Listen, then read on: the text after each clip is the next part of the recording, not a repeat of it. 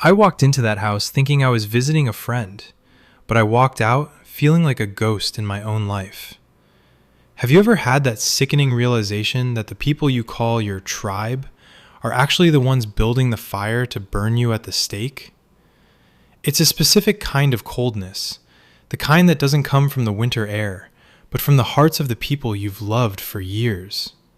5 years, to be exact. 5 years of birthdays, vacations, and secrets, all potentially built on a foundation of lies. And the worst part? The only reason I know the truth is because I did something I promised myself I'd never do. I crossed the line. I invaded a privacy I can never uninvade.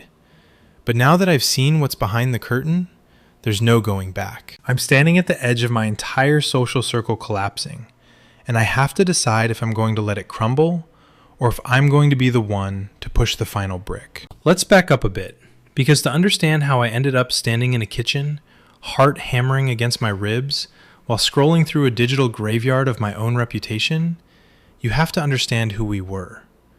Or at least who I thought we were. I'm 28, and for the last half-decade, my life has revolved around a core group of 3 women.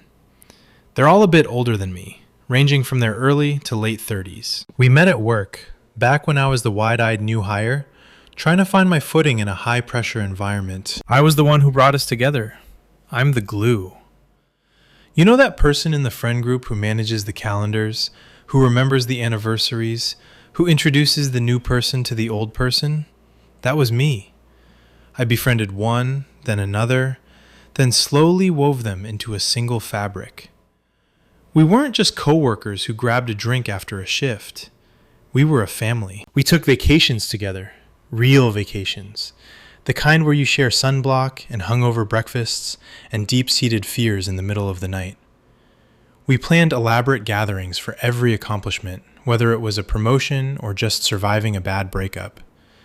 For 5 years, I didn't just have friends, I had a support system. Or so I told myself. About 6 months ago, the atmosphere started to shift. It wasn't a sudden explosion, it was more like a slow leak. You know that feeling when you walk into a room and the conversation doesn't stop, but the energy changes? Like the air suddenly gets thinner? That started happening more and more. It began with the texts. I'd send a meme or a suggestion for dinner, and instead of the usual OMG yes or can't wait, I'd get these weirdly passive-aggressive responses. Or worse, I'd get what I call gentle parenting. They started talking to me like I was a wayward teenager, instead of a 28-year-old woman with a career and her own life. It was condescending, masked as concern, but it felt like a collective pat on the head while they rolled their eyes behind my back. Then came the spontaneous trips. I'd log on to Instagram on a Saturday morning, only to see a photo of the 3 of them at a winery 2 hours away, or a brunch spot in the city I'd been dying to try. When I'd bring it up later, the excuse was always the same. Oh, it was so last minute. We didn't think you'd want to drive all that way. It was a death by 1,000 cuts. Every time I felt that sting, I'd tell myself I was being too sensitive. I'd tell myself that they were older. Maybe they just had a different dynamic, or maybe work was stressing them out. I made excuses for them until I ran out of breath. The first time I really couldn't ignore the rot was during the first big snowstorm of the year on the East Coast. You know that feeling when the first real powder hits? It's magical. I was feeling festive and reached out to the group chat, including one other girl, an acquaintance of theirs, but a very close friend of mine.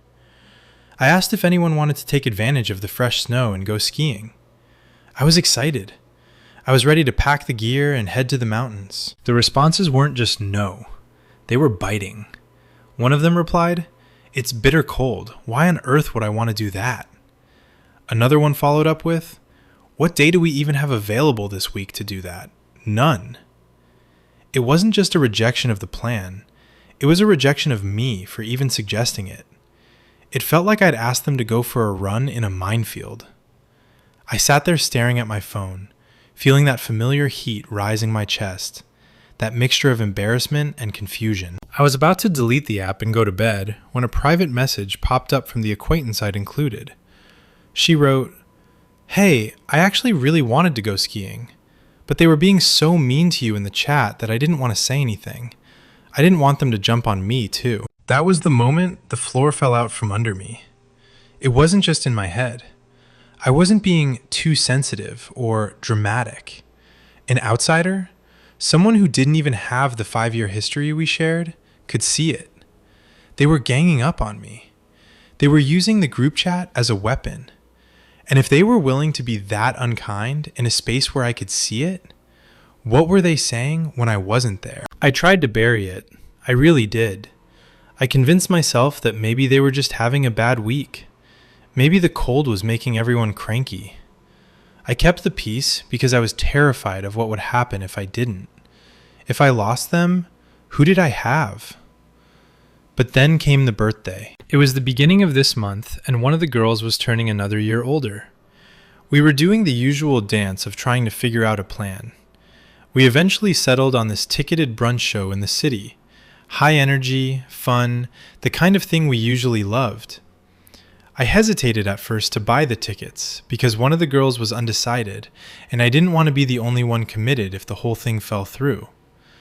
But I wanted to be a good friend. I wanted to prove I was still part of the team. The week of the birthday girl confirmed, yes, this is definitely what I want to do. So I stepped up. I bought 3 tickets. It's a common thing in our group that the birthday girl doesn't pay for anything, so I expected me and the other friend to split the cost of hers. Total, $150 out of my pocket. These weren't just any tickets. They were non-refundable, non-transferable, and the name on the ticket had to match your ID to even get through the door. I felt good about it. I thought, this is it. This is how we get back to normal. The very next day, I got a text that felt like a slap. The birthday girl messaged me. Since other friend had a last-minute travel responsibility to the West Coast for work, I'm just going to go with her. You can come if you want, but we leave tomorrow. I sat there, holding my phone, staring at the $150 confirmation email in my inbox. The night before, she told me to buy the tickets.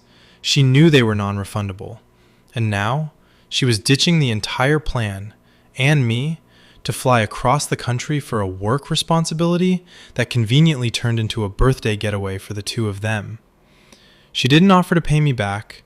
She didn't apologize for the waste of money. She gave me a, you can come if you want, invite to a trip that would cost me well over $1,000 with zero notice. I was officially out $150, out a weekend of plans, and out of excuses for them. I felt humiliated. I felt like a placeholder. But even then, I didn't have the full picture. I didn't know how deep the betrayal actually went. Not until I relocated, and not until I found myself standing in her house, staring at a phone that was never meant for my eyes. I decided to move. Not because of them, originally. I'd actually been planning a relocation for a few months to get a fresh start and follow a new career path. But as the move date approached, the distance between us felt more like a canyon than a commute.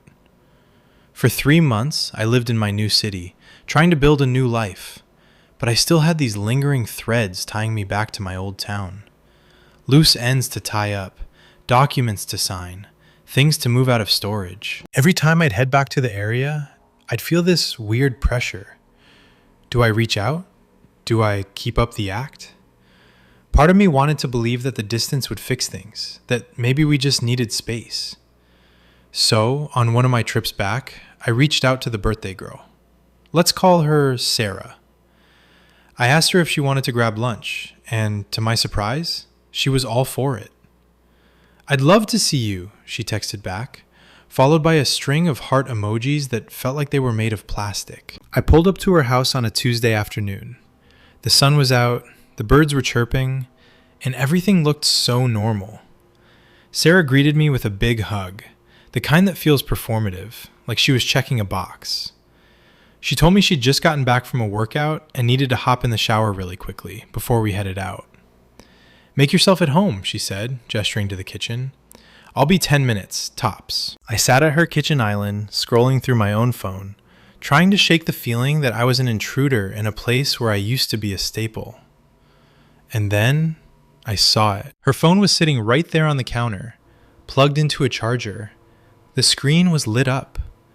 It wasn't just on the lock screen, it was unlocked, sitting open on a text thread. I know what you're thinking. I know. You don't touch another person's phone. It's the ultimate violation of privacy. It's the digital equivalent of breaking into someone's house. I've always been the person to defend that boundary. But in that moment, with the sound of the shower running upstairs and the weight of 6 months of suspicion pressing down on my chest, I felt a magnetic pull.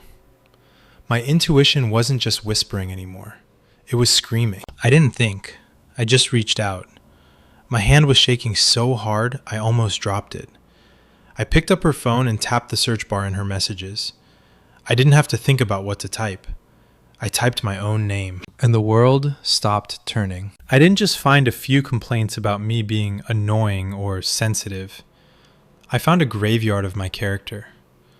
I started scrolling, and the more I read, the more I felt like I was being physically struck.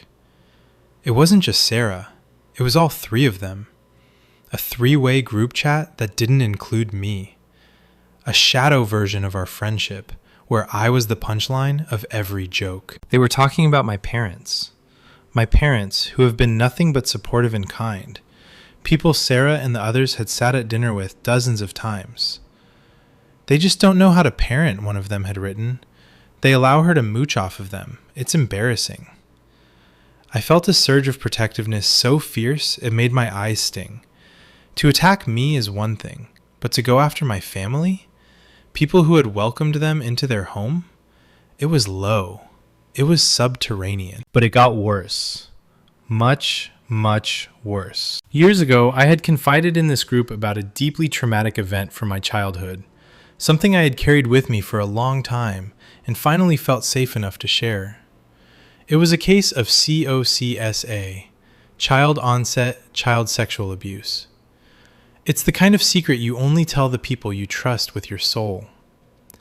I saw my name next to that topic in the search results. I clicked on it, my heart hammering so loud I was sure Sarah would hear it through the floorboards.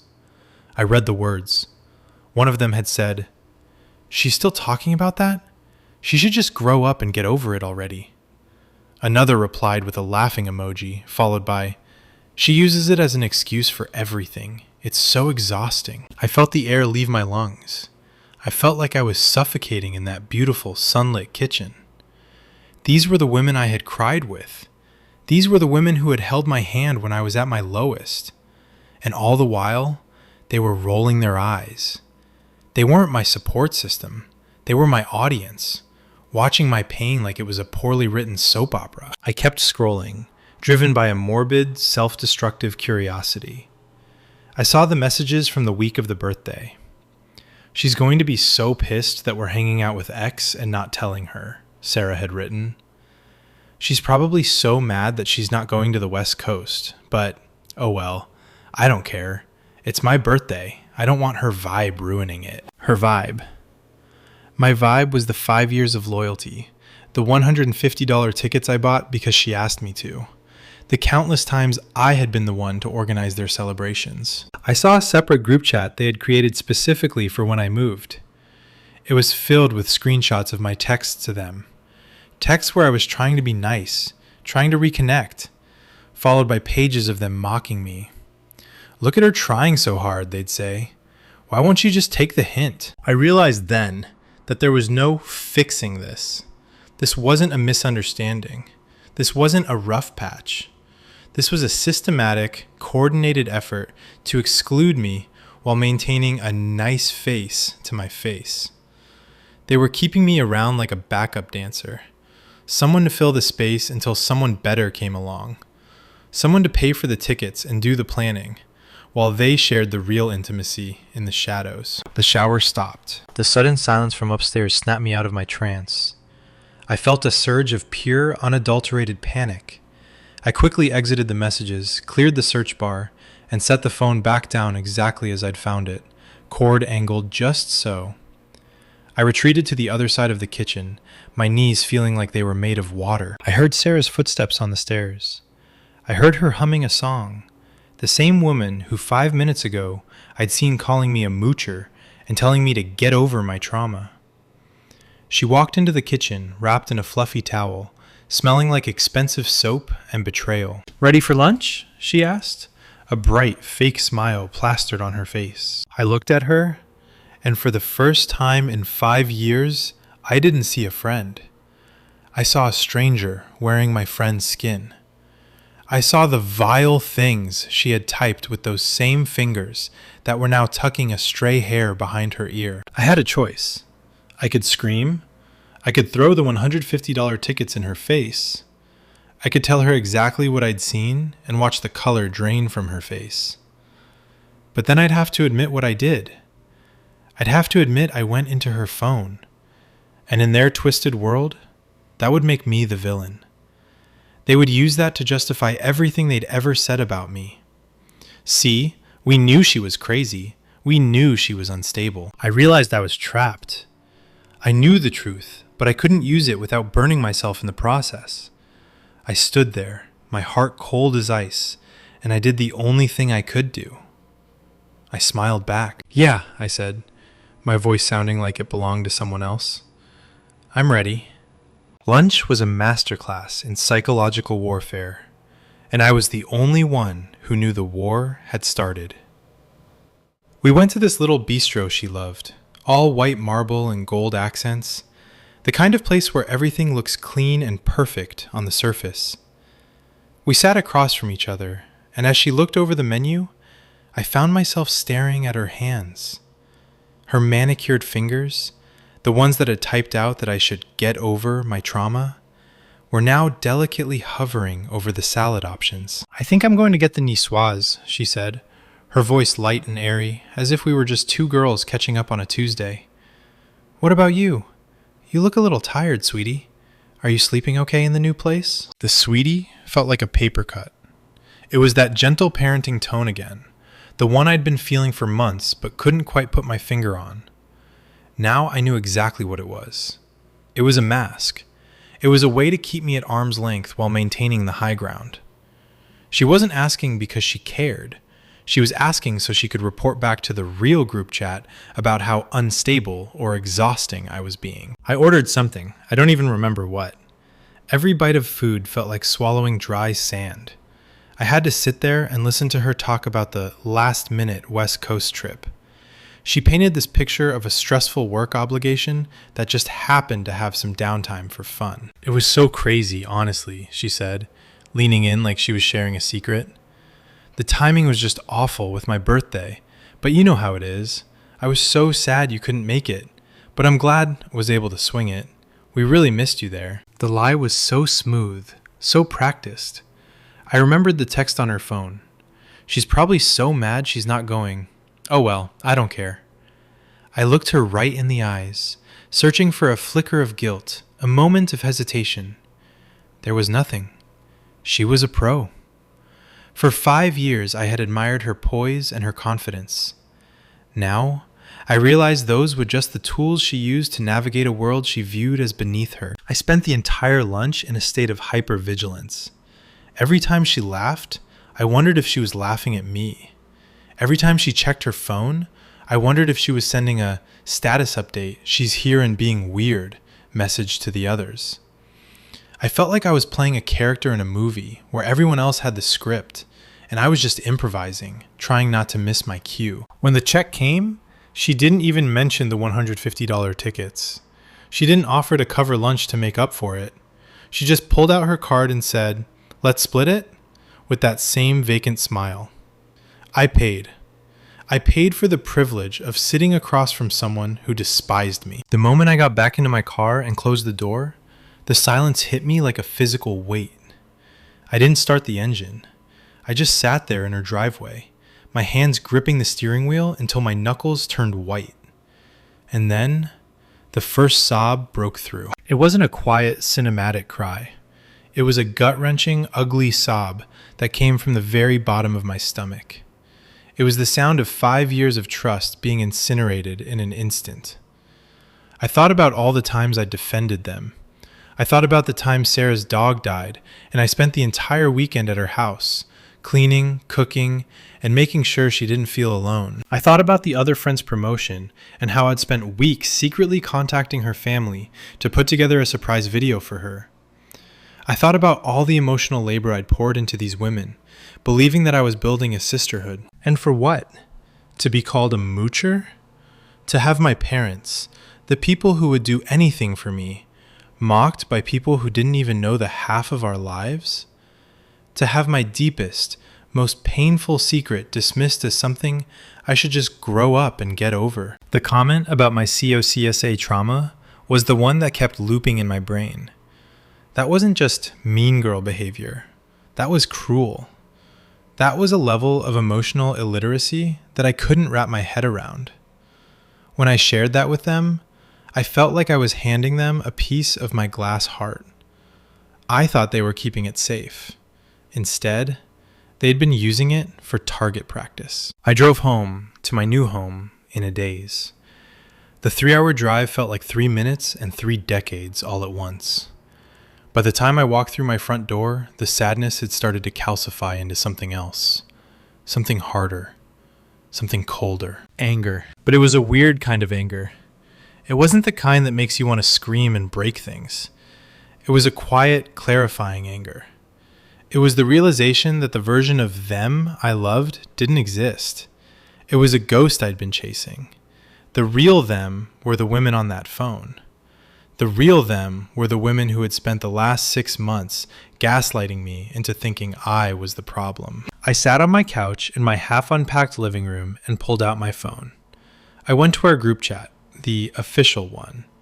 There was a message from one of the other girls, the one who had gone on the West Coast trip. Hope you guys had a great lunch. Miss you. My name.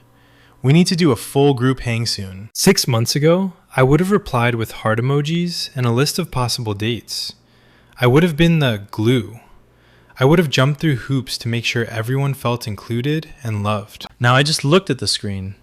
I saw the hypocrisy.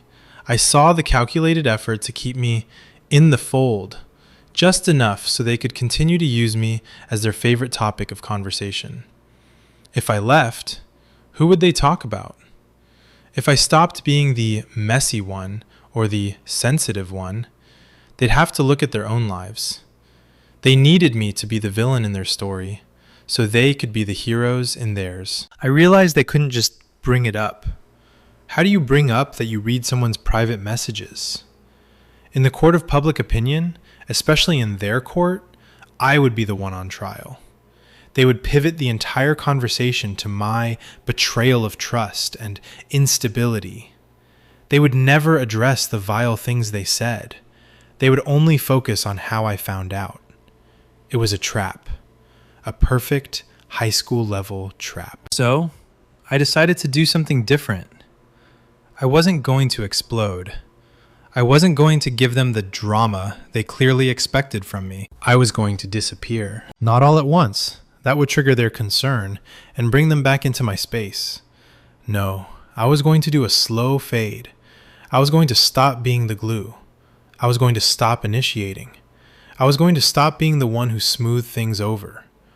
I wanted to see how long it would take for the friendship to crumble once I stopped holding it up with both hands. I didn't reply to the group chat that night. I didn't reply the next day. On the third day, the gentle parenting texts started. Hey, sweetie, are you okay? You've been so quiet, Sarah texted me privately. I looked at the message. I thought about her phone sitting on that marble counter. I thought about the laughing emojis next to the mention of my trauma. Just busy with the move, all good, I replied. Short, pointed, no emojis. The silence on her end was deafening. I could practically hear the gears turning in her head. I could almost see the notifications popping up on their other group chat. Did you see her text? She's definitely mad. What a drama queen. I was done being their entertainment.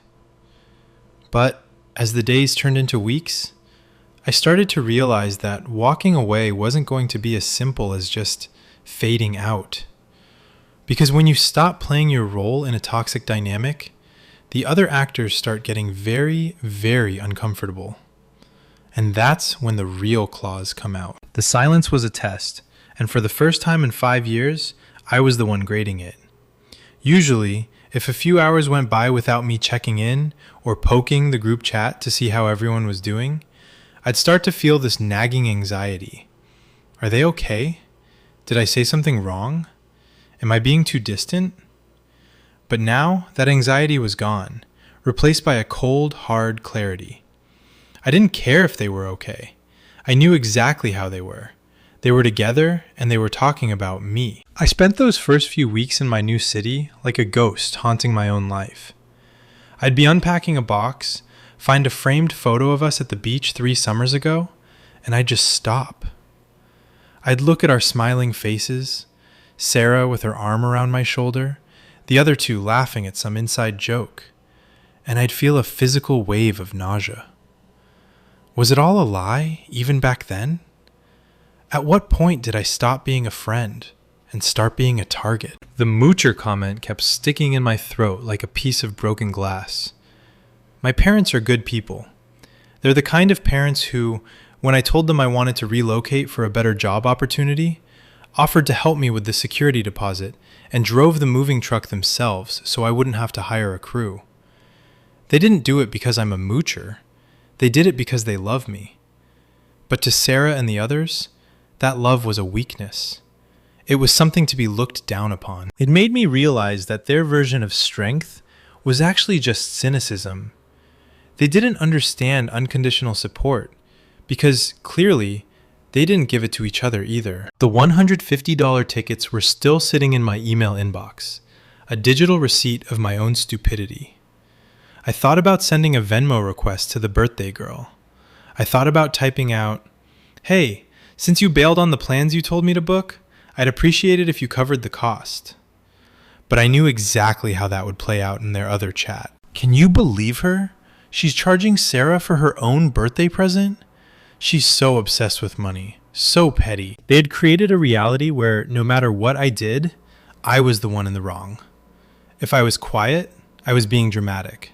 If I spoke up, I was being aggressive. If I was hurt, I was being sensitive. It's a classic gaslighting technique, and I've been falling for it for years. Then, about 3 weeks into my slow fade, the group chat pinged. It was the third girl. Let's call her Emily. "Hey guys, I'm going to be in my new city next weekend for a wedding. Can I crash on your couch? It would be so fun to have a mini sleepover and see your new place." My heart did a slow, heavy thud. 6 months ago, I would have been ecstatic. I would have spent the whole week cleaning, buying her favorite snacks, and planning a perfect brunch for the next morning. I would have viewed it as a sign that we were still us. But now, all I saw was a spy. I saw the separate group chat messages in my head.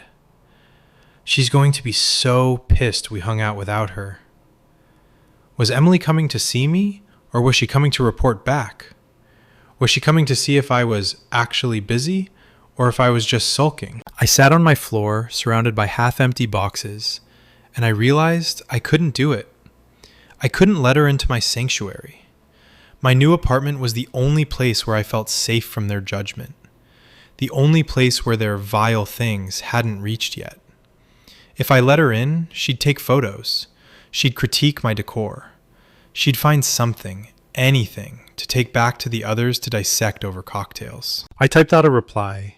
My thumbs felt heavy. "Hey Emily, that sounds like fun, but honestly, the apartment is still a total disaster zone, with boxes everywhere, and I'm actually going to be out of town that weekend for work. So sorry. Hope the wedding is great though." I wasn't going out of town. I was going to be right here, finally starting to feel like myself again. The response was almost instantaneous. Not from Emily, but from Sarah. "Wait, out of town again? You just moved. You're such a jet setter lately, LOL. Are you sure you can't squeeze her in? It's just one night." There it was. The LOL that wasn't a laugh. The gentle parenting nudge. The subtle implication that I was being difficult. They were pushing. They wanted to see if the glue was still sticky. They wanted to see if they still had access to me. I didn't reply to Sarah. I just liked Emily's message and put my phone face down on the floor. An hour later, my phone vibrated. It was a private message from the acquaintance friend, the one who had warned me about the skiing incident. "Hey, just wanted to check in. I saw the chat. Are you okay? They're being weird again. I got a text from Emily asking if I knew what was up with you and saying you were being cold. I didn't say anything, but I thought you should know they're definitely talking. The confirmation should have hurt, but instead, it felt like a shield. I wasn't crazy. My instincts were 100% correct. They were already spinning the narrative. I was no longer the friend who moved away. I was the friend who was being difficult. I realized then that the slow fade wasn't going to work. You can only fade out if the other people are willing to let you go. But these women weren't done with me yet. They needed their punching bag. They needed the person they could all agree was the problem, so they wouldn't have to look at the cracks in their own lives. I started thinking about the COCSA comment again. She should just grow up and get over it. That was the line I couldn't cross back over. I could forgive someone for being annoyed by my personality. I could even move past someone talking a little trash about my parents. But to take the most vulnerable, broken part of my history, the thing I had trusted them with when I was at my most fragile, and use it as a reason to call me exhausting? That's not a friendship. That's a hostage situation. I looked around my new living room. It was quiet. It was peaceful. There were no gentle parenting voices here. There was no one telling me how to feel or who to be. I felt a sudden, sharp realization. I didn't want to move forward with them. I didn't want to fix it. I didn't even want an apology, because an apology from a person who thinks like that is just another lie. But I still had this weight in my chest. I still had the secret of what I'd seen on that phone. It felt like a hot coal I was carrying around, burning a hole in my pocket. Every time I saw their names pop up on my screen, I wanted to scream the truth. I wanted to say, I know what you said about my trauma. I know what you think of my parents. I know about the other group chat. But I knew if I did that, I'd lose the only thing I had left, my dignity. If I admitted to snooping, I would become the crazy one they always said I was. I would give them the ultimate gift, a real, legitimate reason to hate me. I had to find a way to leave that wouldn't leave me scarred. I had to find a way to close this chapter without letting them write the ending. I stood up and walked over to the window. Looking out at the city I was still learning to call home. I realized that for 5 years, I had been the one making sure everyone else was okay. I was the one who bought the tickets, planned the birthdays, and smoothed over the arguments. I was the one who kept the peace at the expense of my own soul. What would happen if I just stopped? What if I didn't explain? What if I didn't defend myself? What if I just became a person who didn't exist to them anymore? The idea was terrifying. It meant being alone. It meant admitting that the last 5 years were, in many ways, a waste of time. But it also meant being free. I picked up my phone one last time that night. I didn't go to the group chat. I went to Sarah's contact. I looked at the heart emojis next to her name. I deleted them. Then, I changed her name in my phone to just Sarah. No emojis, no nicknames. Just a person I used to know. I did the same for the others. It was a small act, but it felt like a declaration of war, or rather, a declaration of peace. I was reclaiming my space. But as I lay in bed that night, listening to the unfamiliar sounds of my new neighborhood, I knew the hardest part was still coming. Because the next time we were all in the same room, the next accomplishment or birthday that I was expected to attend, I would have to look them in the eye. I would have to see the masks they wore and decide if I was going to keep wearing mine. And I didn't know if I was strong enough to keep the secret much longer. The weeks that followed were a strange psychological limbo. I was living a double life. In my new city, I was the new girl, ambitious, quiet, and starting to make a few friends who didn't know a single thing about my past. But in my digital life, I was still tethered to the 3 women who are currently dismantling my reputation in a separate chat room. It's an exhausting way to live, knowing the exact flavor of the poison someone is feeding you, while you're forced to smile and say it tastes delicious. Every time my phone buzzed with a notification from the main group chat, I felt a jolt of adrenaline, that fight or flight response that never quite went away. Then came the invitation, that I knew was the tipping point. It was for the third girl in the group. Let's call her Jessica. Her 35th birthday was coming up, and she wanted to do a big girls' weekend at a spa resort halfway between my new city and our old town. It was expensive. It was high effort. And it was exactly the kind of thing I would have been the lead architect of just 6 months ago. The message in the group chat was celebratory, filled with champagne bottle emojis and excitement. We have to do this. It's been too long since we were all together. My name? You're the closest to the resort, so it's perfect for you. I sat on my sofa, staring at the message. I knew what this was. This wasn't an invitation. It was a subpoena. They wanted to see if I was still under their thumb. They wanted to see if they could still command my time and my wallet. And more than that, I knew from the search I'd done on Sarah's phone that they had already discussed this weekend. They had already decided that I would be the one to handle the logistics, the bookings, the dinner reservations, the little extras that make a trip special. They wanted the benefits of my labor without the burden of my friendship. I thought about the $150 I was still out from Sarah's birthday. I thought about the moocher comments. And I thought, for the 1,000th time, about them mocking my trauma. I can't make it, I typed. I didn't offer a long explanation. I didn't give them a work excuse that they could pick apart. I didn't say I was sick. I just said, I have other plans that weekend. Hope you guys have a blast. The silence that followed was heavy. For 10 minutes, the several people are typing bubble appeared and disappeared. They were conferring. They were in their other chat, deciding how to handle this breach of protocol. Finally, Jessica replied, Other plans? For my 35th?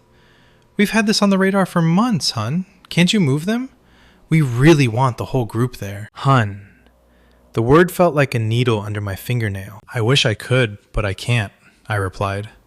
But I'll definitely send a bottle of bubbles to your room. Have the best time. I thought that would be the end of it.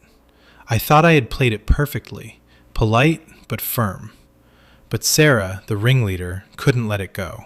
She called me. I watched my phone vibrate on the coffee table. Her name, now just Sarah, no hearts, pulsed on the screen. I didn't want to answer. Every cell in my body told me to let it go to voicemail, but I knew if I did, it would only escalate. I took a deep breath, adjusted my mask, and swiped up. Hey Sarah, what's up? I said, my voice hitting that pitch-perfect, friendly but busy tone. Hey sweetie. Her voice was dripping with that faux concern again.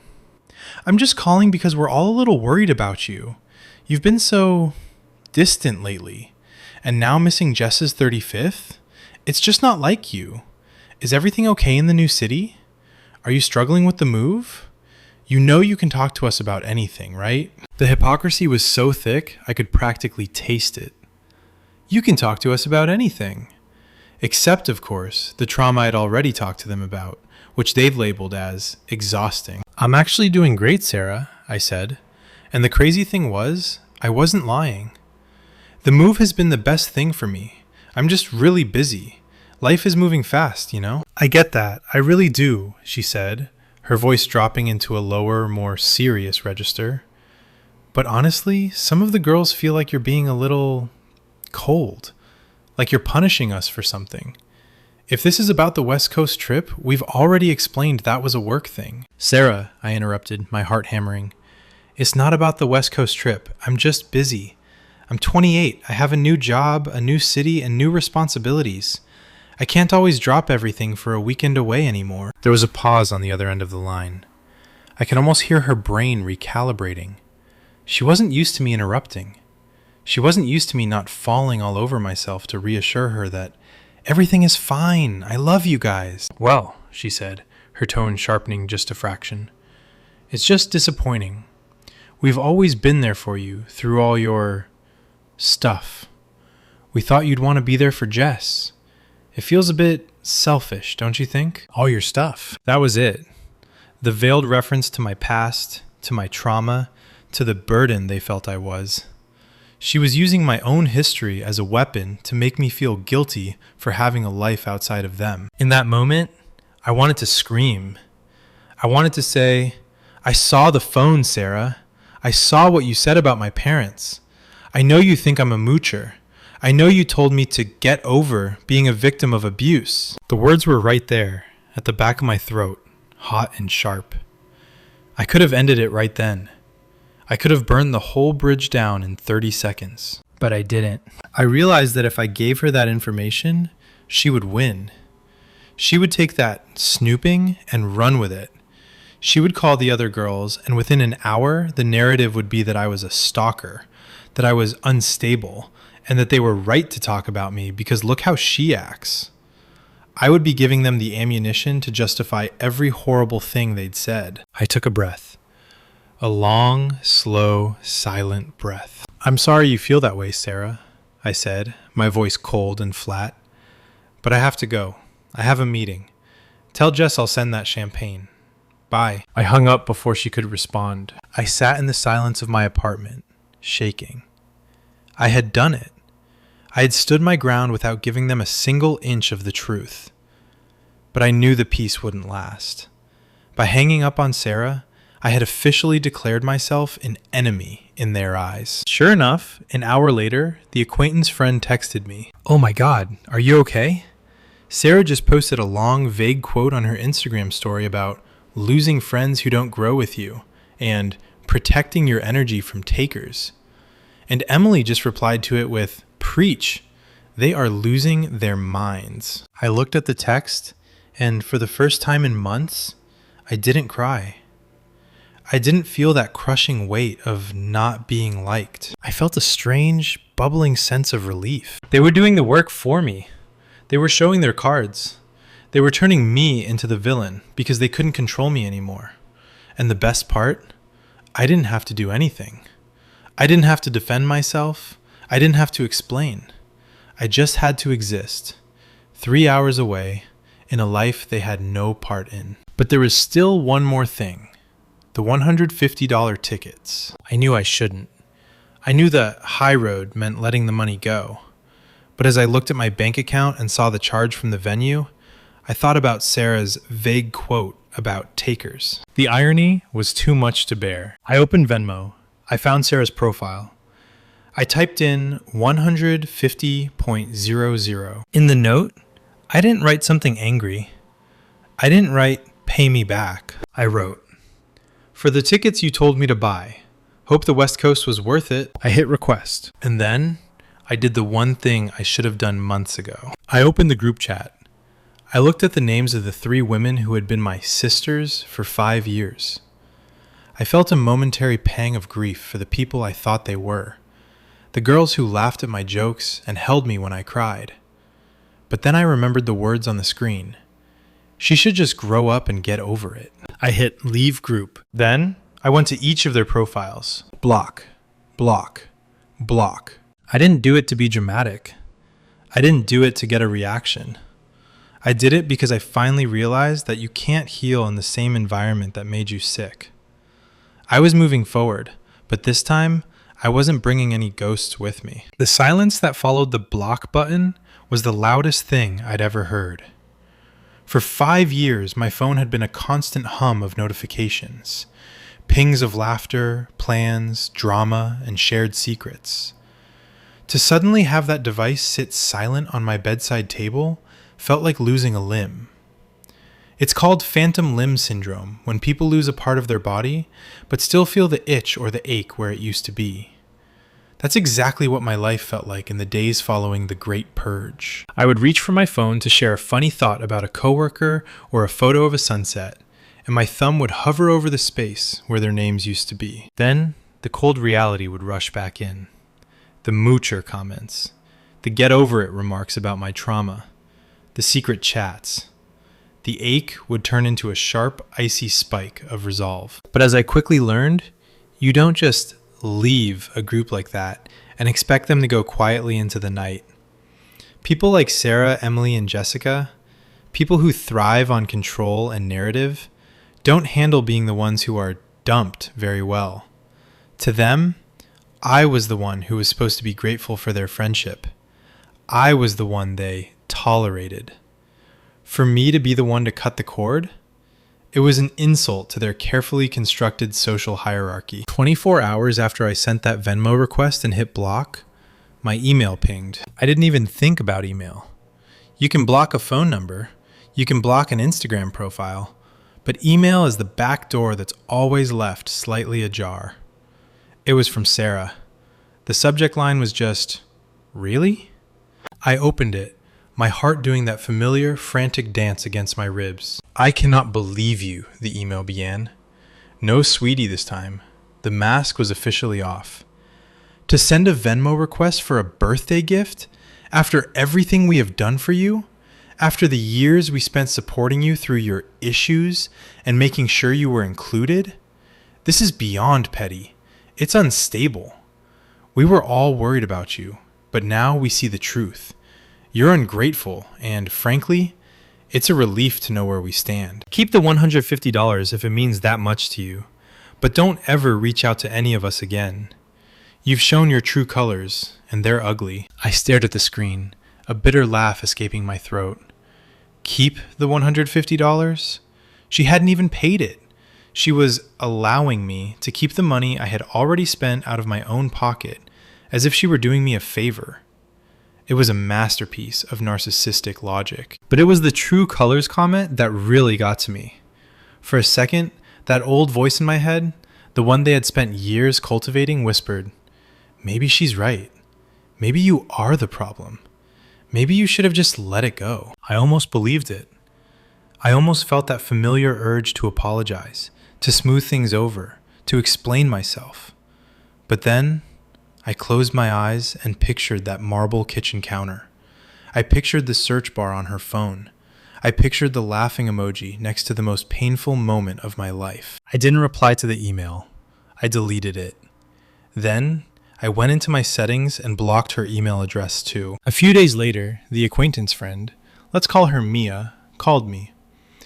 Mia was the only one left who had a foot in both worlds.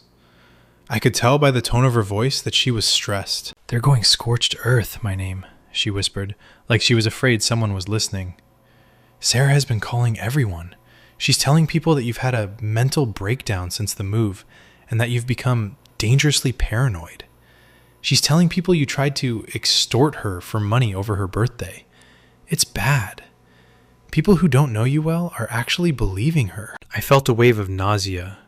This was exactly what I feared. By not bringing it up and just leaving, I had given them the vacuum they needed to fill with their own lies.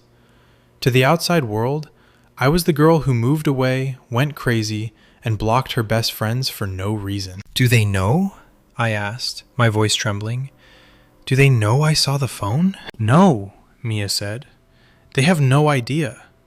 They genuinely think you're just spiraling. Sarah is playing the victim perfectly. She's acting like she's heartbroken that she had to lose a friend she cared about so much." I sat on my kitchen floor, the same place I'd sat when I first moved in, and I realized I had reached a fork in the road. I could stay silent and let them destroy my reputation in my hometown. I could let them win the narrative war. Or I could tell Mia everything. I could release the truth into the wild and let it do its work. But if I told Mia, I knew it would get back to them. And once they knew I'd seen their private messages, the war would escalate from a cold one to a nuclear one. They would come for my job, my new friends, maybe even my parents. People like that don't stop until they've erased the person who saw behind the curtain. "Mia," I said, taking a deep breath, "I need to tell you why I really left." I told her everything. I told her about the lunch, the shower, the phone, and the search bar. I told her about the comments regarding my parents and the moocher accusations. And then I told her about the trauma comments. The silence on the other end of the line was so long, I thought the call had dropped. "Oh my God," Mia finally whispered.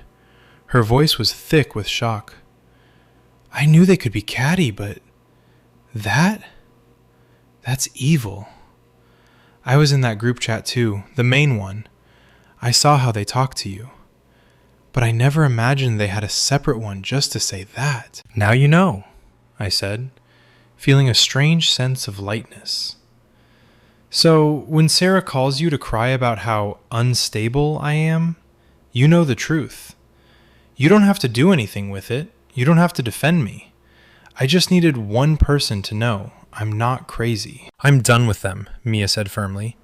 If they can do that to you, the person who brought us all together, they're doing it to me too. I'm out. Hanging up that phone felt like the final piece of the puzzle falling into place. I didn't need to win a war. I didn't need to expose them to the world. I just needed to be seen by one person. But the fallout wasn't over. A week later, I got a phone call from my mother. "Honey," she said, her voice sounding worried, "I got a very strange message on Facebook today from Sarah. She was asking if you were taking your meds and said she was deeply concerned about your behavior lately. She said you'd been acting erratic, and she wanted us to know in case you needed help." My blood ran cold. They had gone after my parents. They had dared to reach into my family's life to plant seeds of doubt about my sanity. It was the ultimate gentle parenting move, the final, desperate attempt to regain control by going over my head. I had to explain everything to my parents. I had to tell them what these friends really thought of them. I had to tell them about the moocher comments. It was one of the hardest conversations of my life.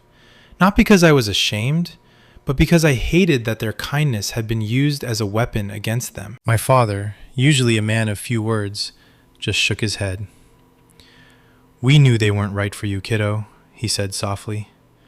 "We saw how you were always the one doing the work. We just waited for you to see it too. Don't worry about us. Our parenting is just fine. We raised a daughter who knows how to take out the trash." I cried then, not out of sadness, but out of the sheer, overwhelming realization of what real love looks like. It doesn't look like a ticketed brunch show or a girls' weekend. It looks like a father standing by you when the world thinks you're erratic. The glue was finally dry. I was no longer holding them together, and as I predicted, without me to focus on, they started to turn on each other. Mia told me later that within a month of my departure, Sarah and Emily had a massive fallout over something petty. Without their common target, me, they had nothing left to bond over but their own toxicity. I'm 28 years old, and I'm starting over. I have a new city, a new job, and a small circle of friends who don't feel like a minefield. I still have days where I feel the sting of what they said. I still have days where I feel guilty for looking at that phone. But mostly, I feel free. I learned the hard way that friends are not just the people you spend time with. They are the people who hold your heart with care, especially when it's broken. And if you find yourself in a group where you feel like you're constantly auditioning for your own life, run. Don't explain. Don't negotiate. Just leave. So, I have to ask you, what would you have done? Would you have confronted them the moment you saw the phone? Or would you have played the long game like I did? And have you ever realized, too late, that the people you were the glue for were actually the ones pulling you apart? Let me know in the comments. Your stories remind me that I'm not alone in this. And if you've ever had to take out the trash in your own life, hit that subscribe button. We're building a new tribe here, one based on the